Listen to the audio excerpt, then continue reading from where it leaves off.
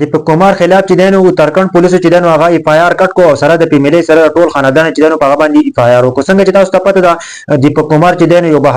بهادر نوجوان دی ځکه چې د مسلمان چې دینو دغه مدد کړو څنګه چې تاسو ته پته ده په ترکند کې چې دینو د یو مسلمان باباجي چې دینو دکان او څه کسان راشي کنه او په هغه باندې حمله کوي هغه ته دا خبره وږي کنه چې ته د دکان کو چې دینو خالی کا او ته دې ځګنه چې دا ته دې ځګنه چې دینو ځه نو دغه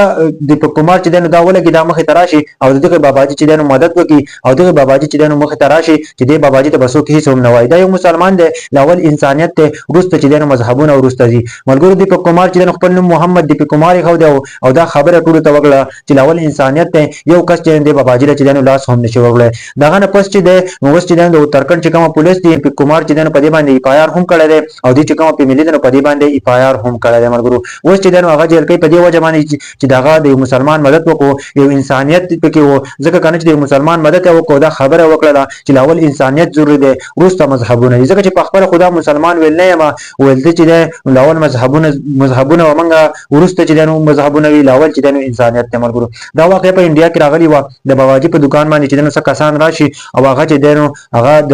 باباجي ته وای کنه چې ته د دکان خالی کې او ته به چې دنو د دې ځای نه زی دا ځای زمونږ دی باباجي چې ته وای چې ته خپل نوم مکمل ته باندې دې ځای نه ختمه داغه نه پس چې دنو